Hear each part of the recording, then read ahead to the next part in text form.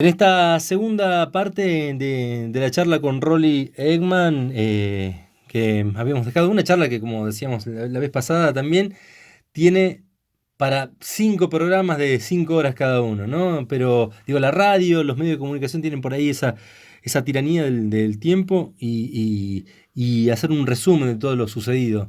Habíamos hecho un salto en Rolly hace un tiempo con el tema de un personaje que fue el que lo llevó o lo hizo conocer de cierto modo la producción de Tulipanes a tu papá, ¿no? Sí. A René. Volvemos brevemente sobre ese nombre y cómo fue el tema del encuentro. Sí, yo no, yo sinceramente no, la, los pormenores no sé, lo que sé por la charla, por la ida, por las venidas, es que papá en algún momento se fue con Charry de Puyena a, a Cholila, donde él había comprado una parcela, donde después hizo una hostería, y él se dedicaba al cultivo de tulipanes. Eh, eh, es normal, no sé, para papá era normal, se iba caminando, si alguien lo llevaba bien y si no, seguía caminando y se iba a Cholila y veía y bueno, acá tanto traía un porcentaje de su trabajo en tulipanes y así empezó con los tulipanes en Esquel. Calculo eso debe haber sido en el 53, 54, ¿En el mismo lugar donde está la en el chacra? mismo año. No, Ah, mira. no. Él fue muy amigo de Guillermo Clavé, como comenté Sí. anteriormente. Guillermo estaba casado con Petty Alemán.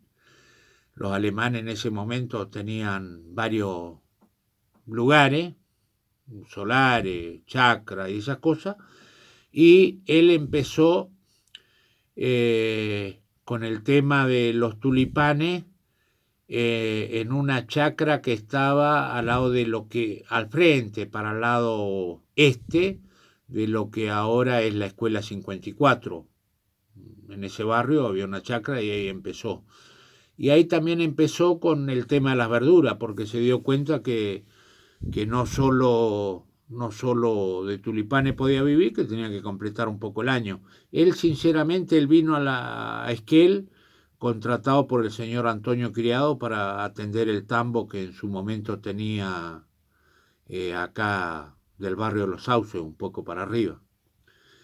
Eh, Después, según su carácter y que es algo que heredé también, no se llevaron bien, bueno, se dedicó a otra cosa.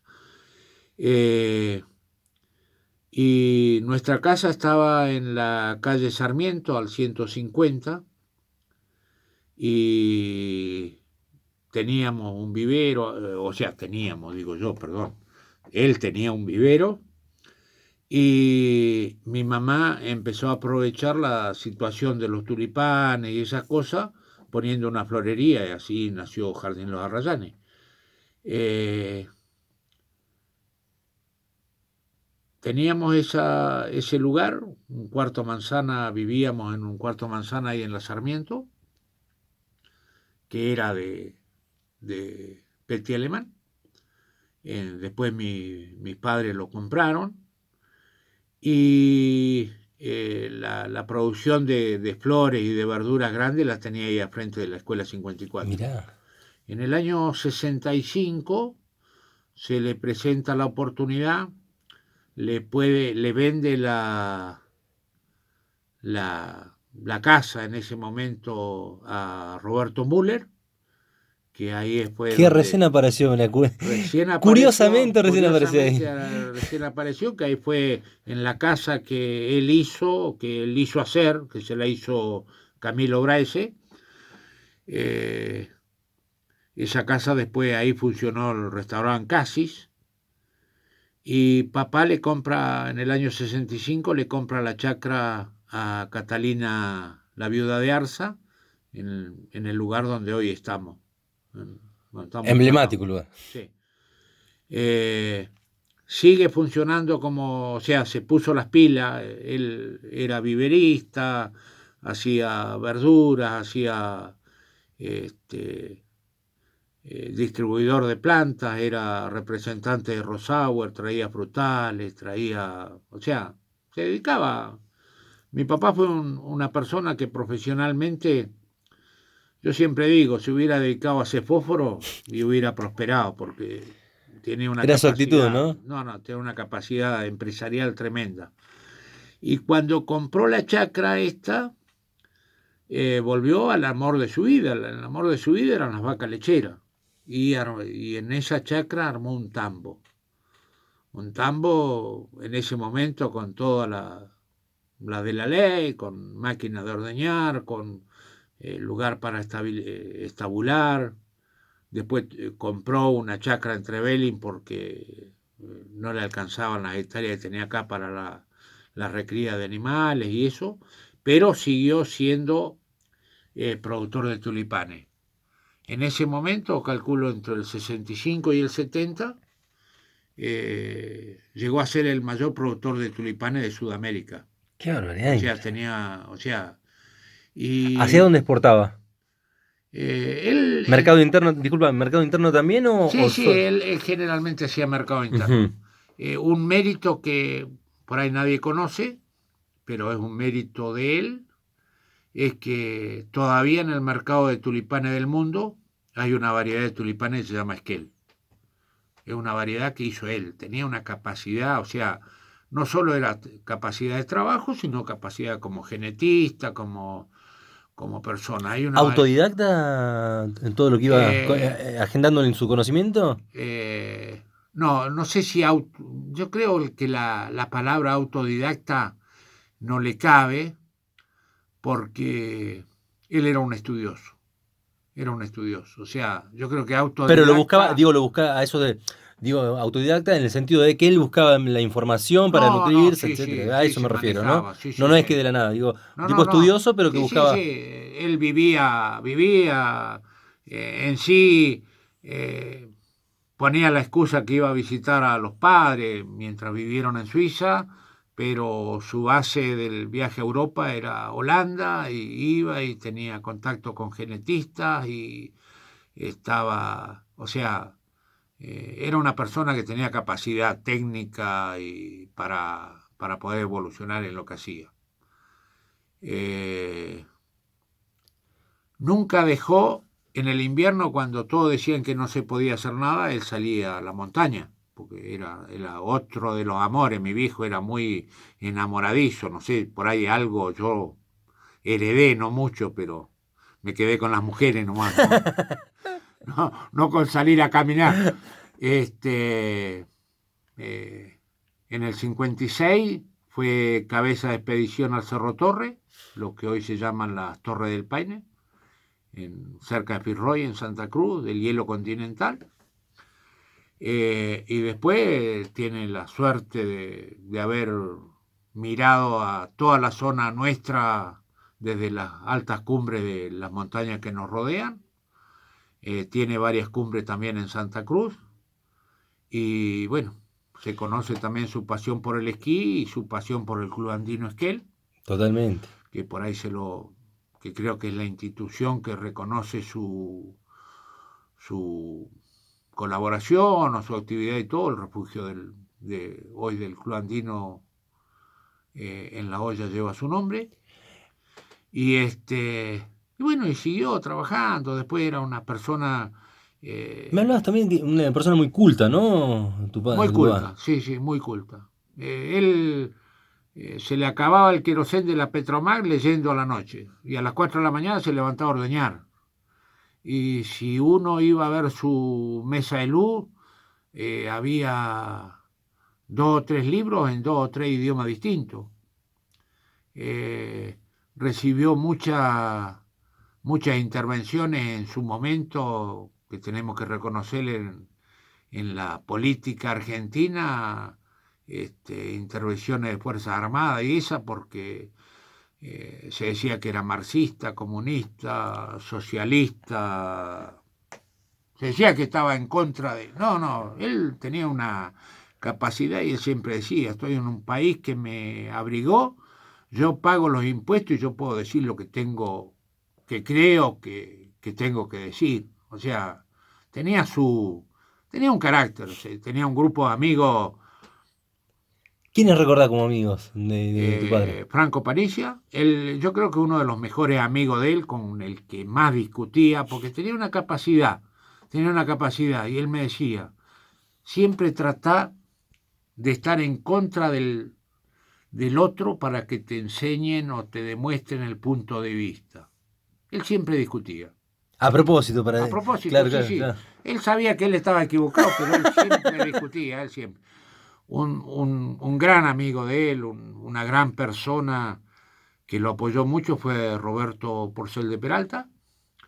Y después sí, el grupo inicial del Club Andino, que se juntaban, los chicos que decía él, que yo recién nombré a Camilo Braise, que nos hizo la casa y que era un pibe cuando empezó en el Club Andino, después fue constructor y le hizo la casa, y después que estaba De la Fuente, Álvarez, Clery, Emilio Clery, había un montón se juntaban con una majuana de vino, unos quesos que hacía papá y un pan Me que hacía imagino los mamá, quesos. y se hacían la cena, o sea, terminaban el fin de semana, lo terminaban en casa y bueno, y por ahí les aparecía gendarmería, la policía o algo porque estaban en una reunión subversiva, pero bueno, no, en ningún momento o sea, no tenía esa idea, o sea, pero a él le gustaba ver otras cosas. Un visionario también, ¿no? En ese sentido. Y pienso también que con una mente, como decís vos, una mente muy inquieta, muy inquieta. Él decía que se puede hacer cualquier cosa en la vida y hay que hacerlo bien, hay que hacerlo bien y adaptarse a la situación. Mi papá, sinceramente, eh, no sé si anécdota o qué, pero tenía más de 70 años y discutía con el urólogo porque le decía que le saque la sonda porque no le servía, porque él quería estar, qué sé yo, sin sonda al lado de la mujer que amaba. Y tenía 70 años. Y vos decís, bueno, pero esto es cosa de loco. Pero él tenía esa idea. Él era así, él era muy práctico. Rolly, si nos acercamos como para hacer una especie de homenaje a tu padre en tu palabra, ¿no? Que fuiste la persona más cercana. ¿Cómo lo recordás el último tiempo? Y nombraste muchos atributos, muchas virtudes, muchas actitudes de él, pero ¿cómo lo recordarías con una foto? Con una foto a tu padre decir, bueno, René, lo recuerdo de esta manera, una foto o una película breve, así visual, a través de la radio. Bueno, se da la casualidad, la casualidad que yo me divorcié en el 2000, en 1999, me divorcié, estaba mi hija en Norteamérica y se me ocurrió esa cosa y me voy a ir a visitarla. Y yo me fui a Norteamérica, estuve 3 temporadas allá en Norteamérica y teníamos también tengo que aclarar, perdón, voy a aclarar. Sí. Cuando yo tenía 13 años me peleé con mi papá. ¡Apa! Los dos carácter bravo. No, no, yo me peleé, dije, no, no, que esto, que lo otro. No viene el caso el No, tema, no, no. pero es un tema familiar, particular. Yo me peleé y yo me fui a trabajar con un padrino a la zona de Tres Arroyos.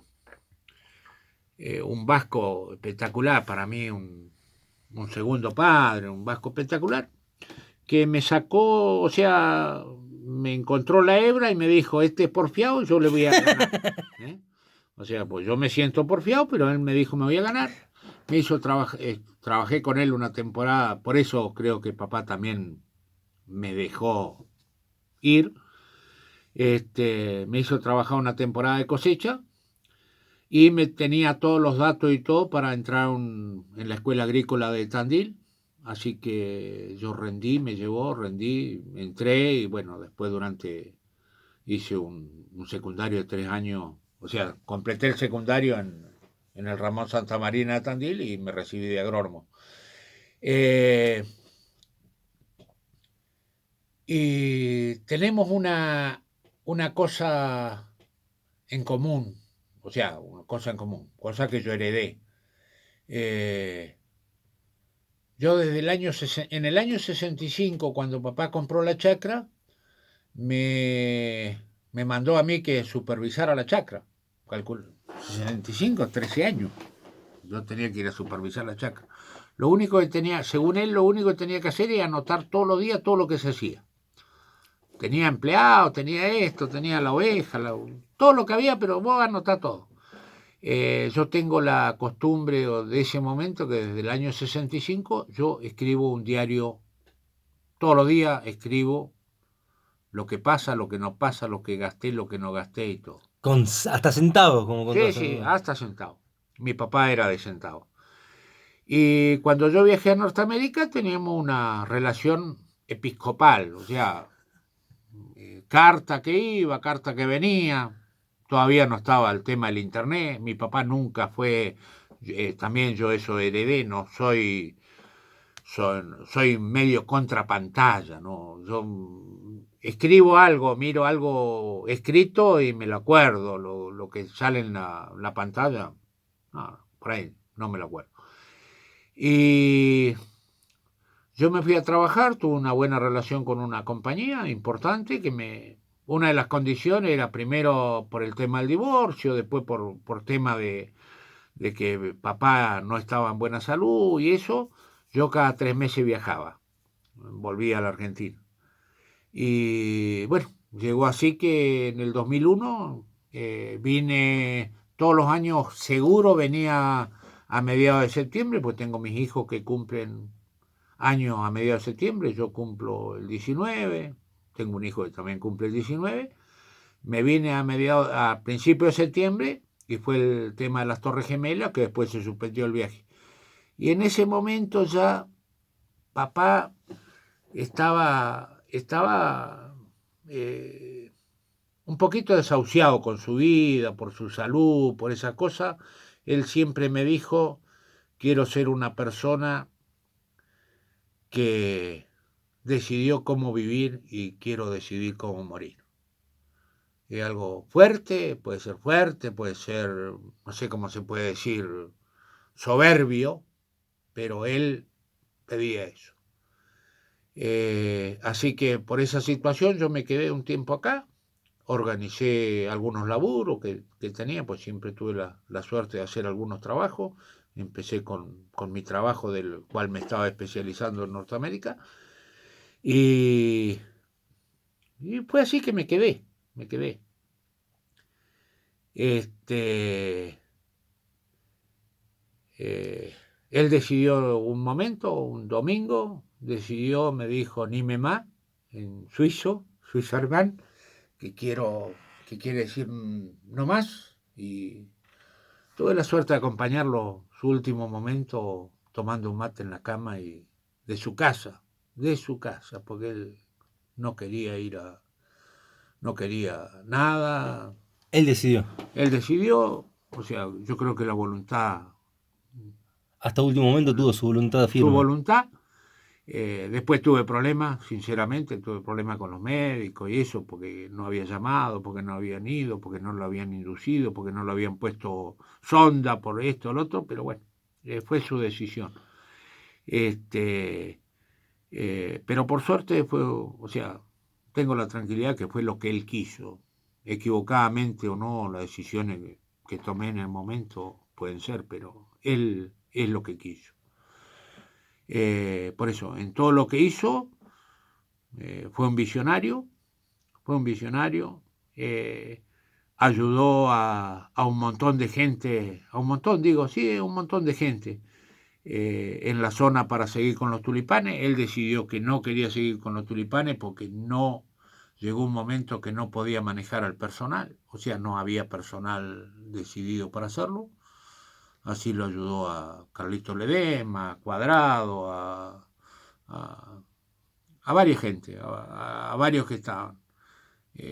Me molesta también, lo voy a decir, porque es algo que me molesta, que de pronto en el Chubut se hizo una campaña el